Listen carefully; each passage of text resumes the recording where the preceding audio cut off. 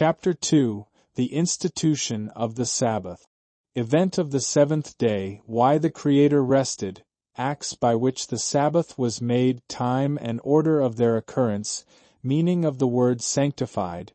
The fourth commandment refers the origin of the Sabbath to creation.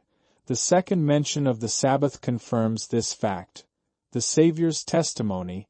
When did God sanctify the seventh-day? Object of the author of the Sabbath, testimony of Josephus and of Philo. Negative argument from the book of Genesis considered, Adam's knowledge of the Sabbath not difficult to be known by the patriarch. The work of the Creator was finished, but the first week of time was not yet completed.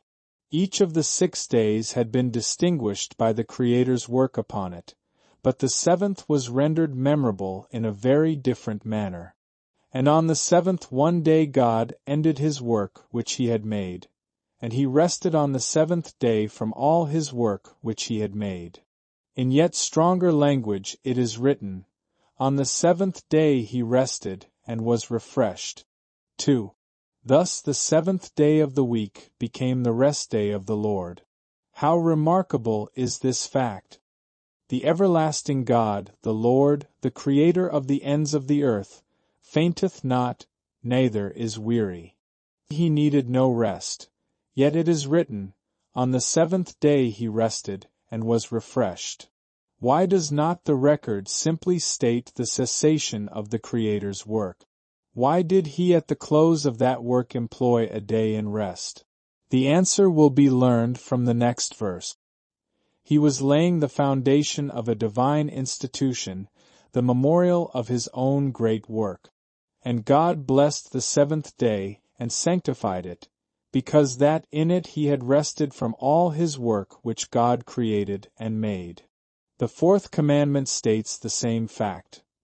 He rested the seventh day, wherefore the Lord blessed the Sabbath day, and hallowed it.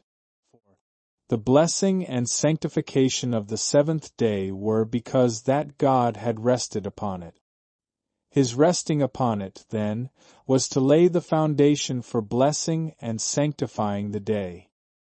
His being refreshed with this rest implies that he delighted in the act which laid the foundation for the memorial of his great work.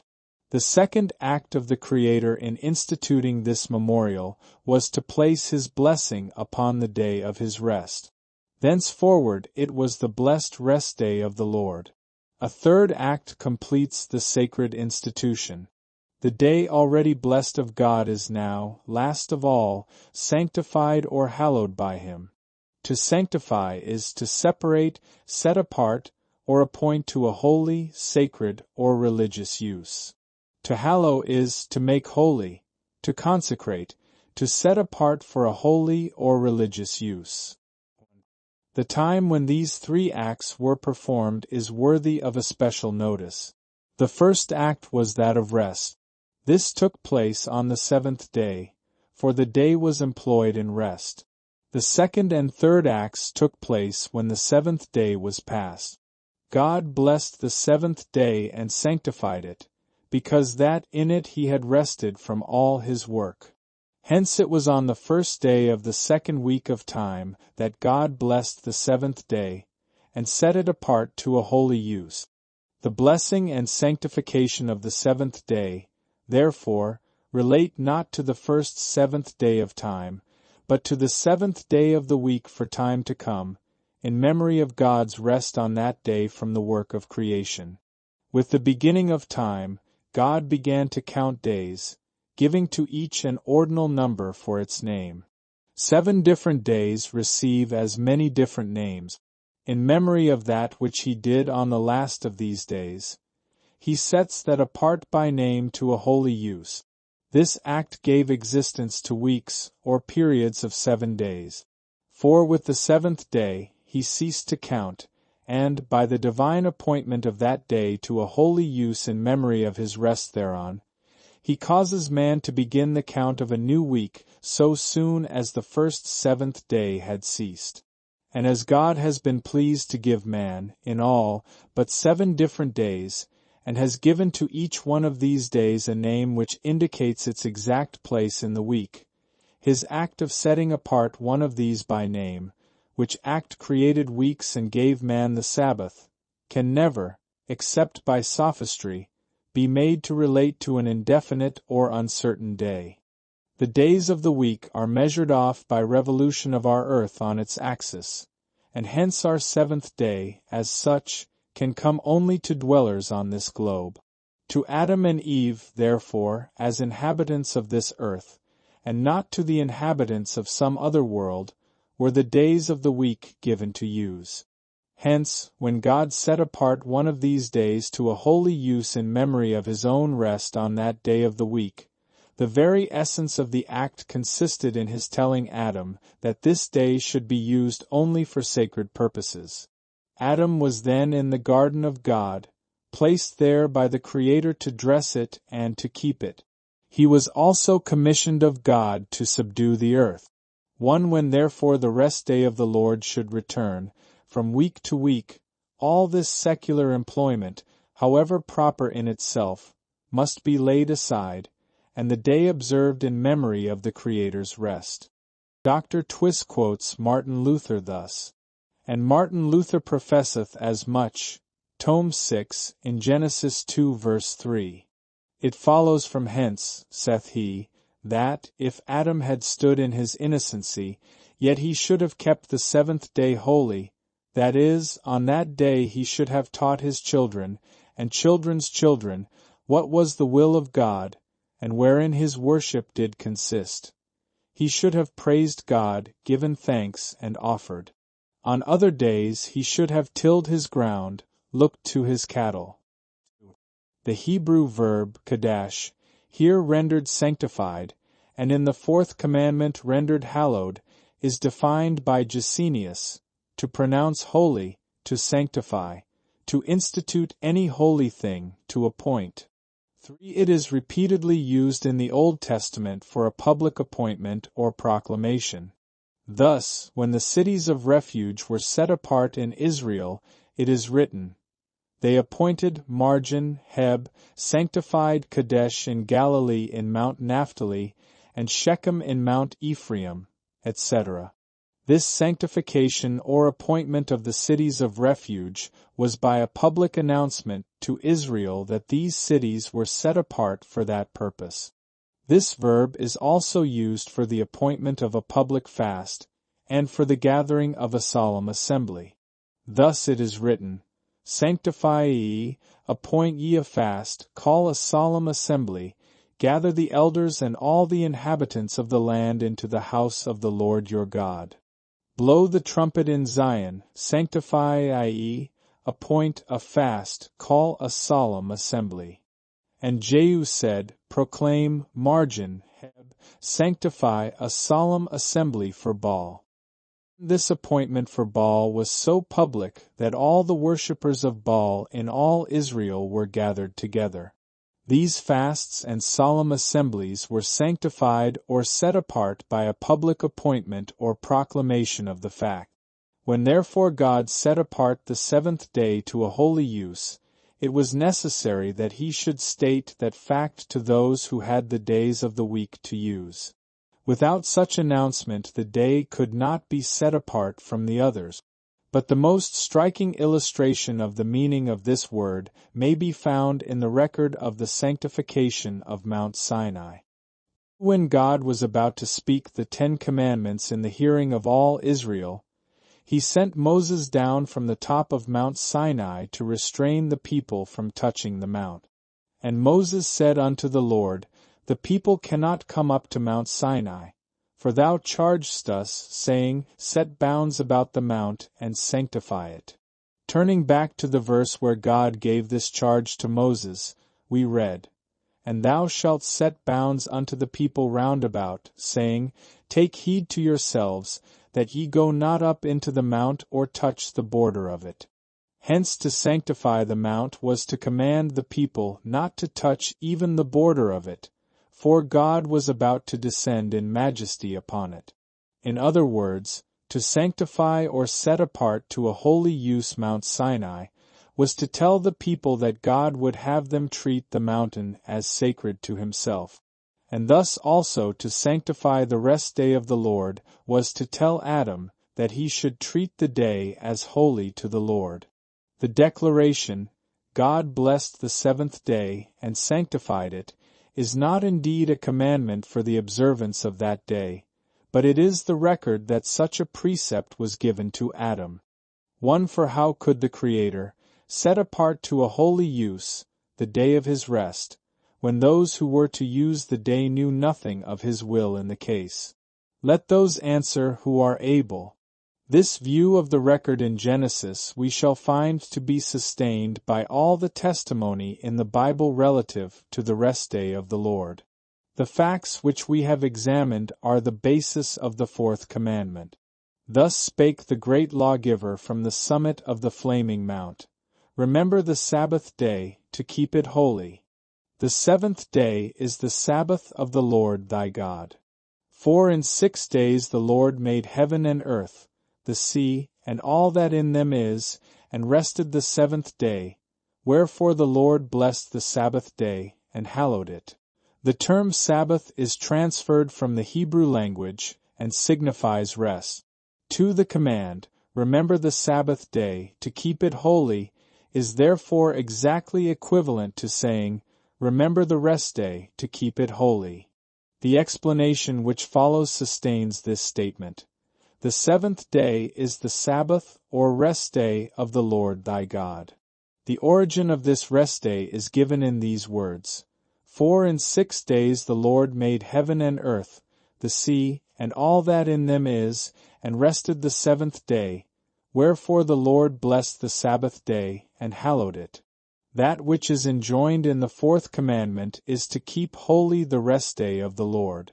And this is defined to be the day on which he rested from the work of creation. Moreover, the fourth commandment calls the seventh day the Sabbath day at the time when God blessed and hallowed that day.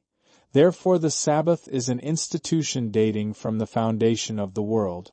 The fourth commandment points back to the creation for the origin of its obligation, and when we go back to that point we find the substance of the fourth commandment given to Adam. God blessed the seventh day and sanctified it, i.e., set it apart to a holy use.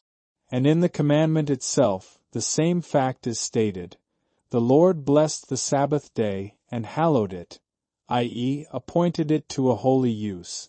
The one statement affirms that God blessed the seventh day and sanctified it, the other that the Lord blessed the Sabbath day and hallowed it. These two statements refer to the same act. Because the word Sabbath does not occur in the first statement, it has been contended that the Sabbath did not originate at creation, it being the seventh day merely which was hallowed. From the second statement it has been contended that God did not bless the seventh day at all, but simply the Sabbath institution. But both statements embody all the truth. God blessed the seventh day and sanctified it, and this day thus blessed and hallowed was his holy Sabbath or rest day. Thus the fourth commandment establishes the origin of the Sabbath at creation. The second mention of the Sabbath in the Bible furnishes a decisive confirmation of the testimonies already adduced. On the 6th day of the week, Moses in the wilderness of Sin said to Israel, Tomorrow is the rest of the holy Sabbath unto the Lord. What had been done to the seventh day since God blessed and sanctified it as his rest day in paradise? Nothing. What did Moses do to the seventh day to make it the rest of the holy Sabbath unto the Lord? Nothing. Moses on the 6th day simply states the fact that the morrow is the rest of the holy Sabbath unto the Lord. The seventh day had been such ever since God blessed and hallowed the day of his rest. The testimony of our divine Lord relative to the origin and design of the Sabbath is of peculiar importance. He is competent to testify, for he was with the Father in the beginning of the creation. 1. The Sabbath was made for man, said he, not man for the Sabbath. The following grammatical rule is worthy of notice. A noun without an adjective is invariably taken in its broadest extension, as, man is accountable. For the following texts will illustrate this rule, and also this statement of our Lord's. Man leeth down and riseth not, till the heavens be no more, they shall not awake, nor be raised out of their sleep. There hath no temptation taken you but such as is common to man. It is appointed unto men once to die. In these texts man is used without restriction, and therefore all mankind are necessarily intended. The Sabbath was therefore made for the whole human family, and consequently originated with mankind. But the Saviour's language is even yet more emphatic in the original. The Sabbath was made for the man, not the man for the Sabbath. This language fixes the mind on the man Adam, who was made of the dust of the ground just before the Sabbath was made for him, of the seventh day. This is a striking confirmation of the fact already pointed out that the Sabbath was given to Adam, the head of the human family. The seventh day is the Sabbath of the Lord thy God, yet he made the Sabbath for man. God made the Sabbath his by solemn appropriation, that he might convey it back to us under the guarantee of a divine charter, that none might rob us of it with impunity. But is it not possible that God's act of blessing and sanctifying the seventh day did not occur at the close of creation week? May it not be mentioned then because God designed that the day of his rest should be afterward observed? Or rather, as Moses wrote the book of Genesis long after the creation, might he not insert this account of the sanctification of the seventh day with the record of the first week, though the day itself was sanctified in his own time? It is very certain that such an interpretation of the record cannot be admitted, unless the facts in the case demand it. For it is, to say the least, a forced explanation of the language. The record in Genesis, unless this be an exception, is a plain narrative of events. Thus what God did on each day is recorded in its order down to the seventh. It is certainly doing violence to the narrative to affirm that the record respecting the seventh day is of a different character from that respecting the other six. He rested the seventh day. He sanctified the seventh day because he had rested upon it. The reason why he should sanctify the seventh day existed when his rest was closed. To say, therefore, that God did not sanctify the day at that time, but did it in the days of Moses, is not only to distort the narrative, but to affirm that he neglected to do that for which the reason existed at creation, until 2,500 years after. But we ask that the facts be brought forward which prove that the Sabbath was sanctified in the wilderness of sin, and not at creation. And what are the facts that show this? It is confessed that such facts are not upon record.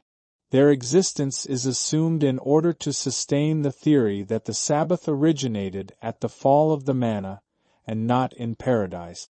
Did God sanctify the Sabbath in the wilderness of sin? There is no intimation of such fact. On the contrary, it is mentioned at that time as something already set apart of God. On the sixth day Moses said, "Tomorrow is the rest of the holy Sabbath unto the Lord." Surely this is not the act of instituting the Sabbath, but the familiar mention of an existing fact. We pass on to Mount Sinai. Did God sanctify the Sabbath when he spoke the 10 Commandments? No one claims that he did. It is admitted by all that Moses spoke of it familiarly the previous month. 3. Does the Lord at Sinai speak of the sanctification of the Sabbath? He does. But in the very language of Genesis he goes back for the sanctification of the Sabbath, not to the wilderness of sin, but to the creation of the world. For we ask those who hold the theory under examination this question: if the Sabbath was not sanctified at creation, but was sanctified in the wilderness of sin, why does the narrative in each instance record the sanctification of the Sabbath at creation and omit all mention of such fact in the wilderness of sin? Nay, why does the record of events in the wilderness of sin show that the holy Sabbath was at that time already in existence?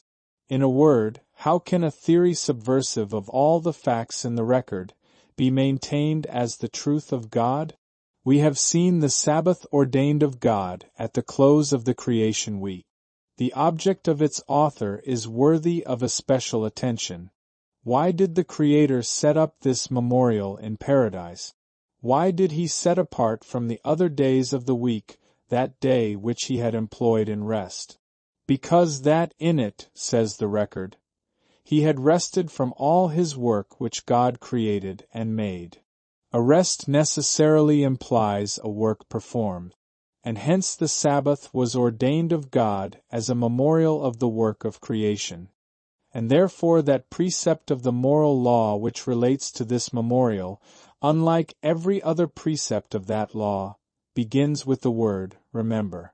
The importance of this memorial will be appreciated when we learn from the Scriptures that it is the work of creation which is claimed by its author as the great evidence of his eternal power and Godhead, and as that great fact which distinguishes him from all false gods. Thus it is written, "He that built all things is God. The gods that have not made the heavens and the earth, even they shall perish from the earth, and from under these heavens. But the Lord is the true God, he is the living God, and an everlasting King. He hath made the earth by his power, he hath established the world by his wisdom, and hath stretched out the heavens by his discretion.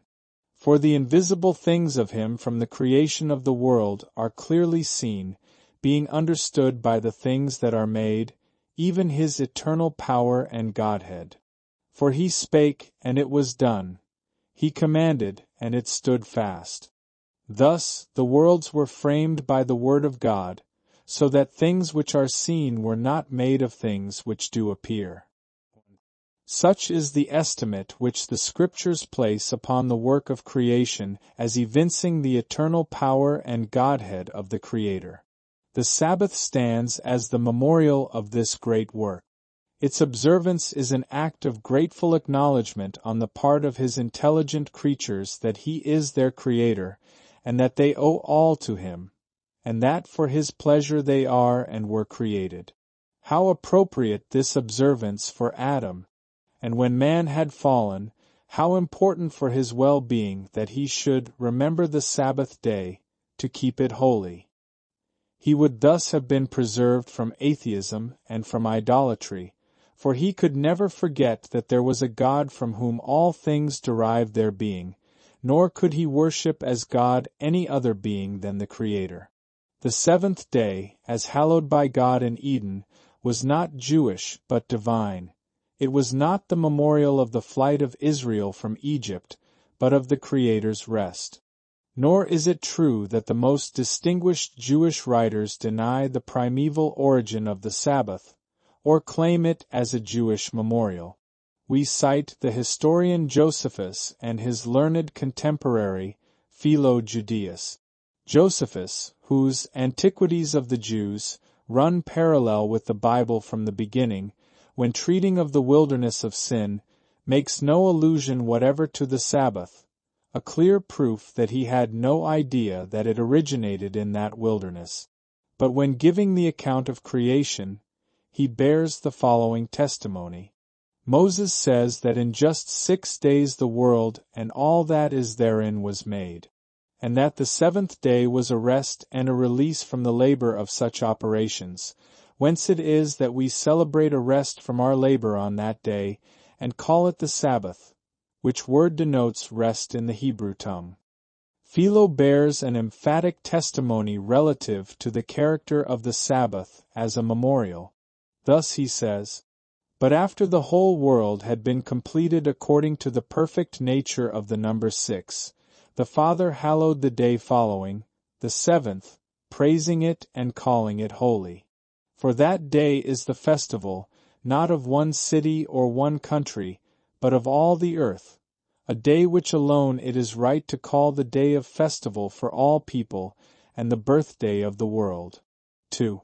Nor was the rest day of the Lord a shadow of man's rest after his recovery from the fall. God will ever be worshipped in an understanding manner by his intelligent creatures. When therefore he set apart his rest day to a holy use, if it was not as a memorial of his work, but as a shadow of man's redemption from the fall, the real design of the institution must have been stated, and, as a consequence, man in his unfallen state could never observe the Sabbath as a delight, but ever with deep distress, as reminding him that he was soon to apostatize from God. Nor was the holy of the Lord and honorable one of the carnal ordinances imposed on them until the time of Reformation. 1. For there could be no reformation with unfallen beings. But man did not continue in his uprightness. Paradise was lost, and Adam was excluded from the tree of life. The curse of God fell upon the earth, and death entered by sin, and passed upon all men. 2. After this sad apostasy, no further mention of the Sabbath occurs until Moses on the 6th day said, "Tomorrow is the rest of the holy Sabbath unto the Lord." It is objected that there is no precept in the book of Genesis for the observance of the Sabbath, and consequently no obligation on the part of the patriarchs to observe it. There is a defect in this argument not noticed by those who use it. The book of Genesis was not a rule given to the patriarchs to walk by. On the contrary, it was written by Moses 2,500 years after creation, and long after the patriarchs were dead. Consequently, the fact that certain precepts were not found in Genesis is no evidence that they were not obligatory upon the patriarchs. Thus the book does not command men to love God with all their hearts, and their neighbors as themselves, nor does it prohibit idolatry, blasphemy, disobedience to parents, adultery, theft, false witness, or covetousness. Who will affirm from this that the patriarchs were under no restraint in these things?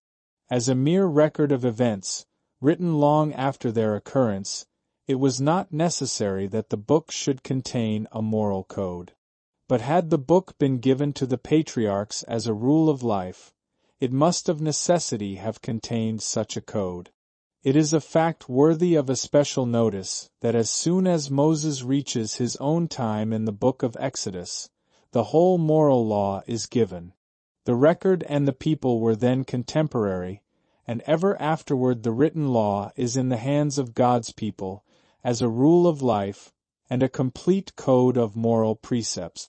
The argument under consideration is unsound, 1. Because based upon the supposition that the book of Genesis was the rule of life for the patriarchs. 2.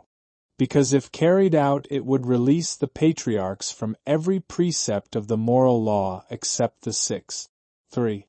Because the act of God in setting apart his rest day to a holy use, as we have seen, necessarily involves the fact that he gave a precept concerning it to Adam, in whose time it was thus set apart. And hence, though the book of Genesis contains no precept concerning the Sabbath, it does contain direct evidence that such precept was given to the head and representative of the human family. After giving the institution of the Sabbath, the book of Genesis, in its brief record of 2,370 years, does not again mention it. This has been urged as ample proof that those holy men, who, during this period, were perfect and walked with God in observance of his commandments, statutes, and laws, all lived in open profanation of that day which God had blessed and set apart to a holy use. But the book of Genesis also omits any distinct reference to the doctrine of future punishment, the resurrection of the body, the revelation of the Lord in flaming fire, and the judgment of the great day. Does this silence prove that the patriarchs did not believe these great doctrines? Does it make them any the less sacred? But the Sabbath is not mentioned from Moses to David, a period of 500 years, during which it was enforced by the penalty of death. Does this prove that it was not observed during this period? The Jubilee occupied a very prominent place in the typical system, yet in the whole Bible a single instance of its observance is not recorded. What is still more remarkable, there is not on record a single instance of the observance of the Great Day of Atonement, notwithstanding the work in the holiest on that day was the most important service connected with the worldly sanctuary. And yet the observance of the other and less important festivals of the seventh month, which are so intimately connected with the Day of Atonement, the one preceding it by 10 days, the other following it in 5, is repeatedly and particularly recorded. 2. It would be sophistry to argue from this silence respecting the Day of Atonement, when there were so many instances in which its mention was almost demanded, that that day was never observed, and yet it is actually a better argument than the similar one urged against the Sabbath from the book of Genesis. The reckoning of time by weeks is derived from nothing in nature, but owes its existence to the divine appointment of the seventh day to a holy use in memory of the Lord's rest from the 6 days' work of creation. This period of time is marked only by the recurrence of the sanctified rest day of the Creator. That the patriarchs reckon time by weeks and by 7s of days is evident from several texts. That they should retain the week and forget the Sabbath by which alone the week is marked, is not a probable conclusion. That the reckoning of the week was rightly kept is evident from the fact that in the wilderness of Sin on the 6th day the people, of their own accord, gathered a double portion of manna.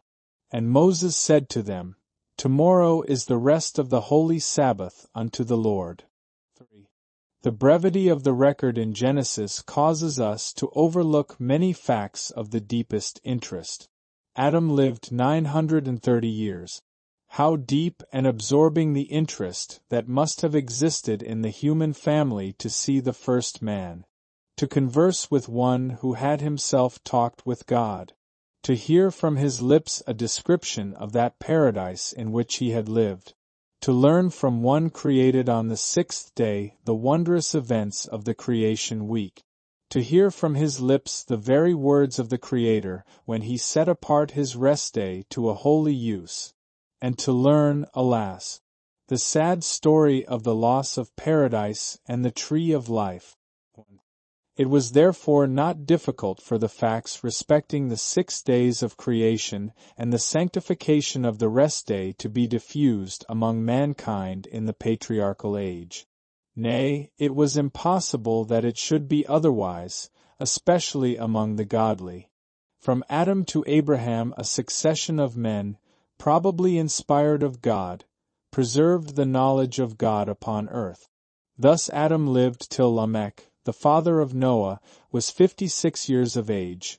Lamech lived till Shem, the son of Noah, was 93. Shem lived till Abraham was 150 years of age. Thus are we brought down to Abraham, the father of the faithful. Of him it is recorded that he obeyed God's voice and kept his charge, his commandments, his statutes, and his laws. And of him the Most High bears the following testimony: I know him, that he will command his children and his household after him, and they shall keep the way of the Lord to do justice and judgment. The knowledge of God was preserved in the family of Abraham, and we shall next find the Sabbath familiarly mentioned among his posterity as an existing institution.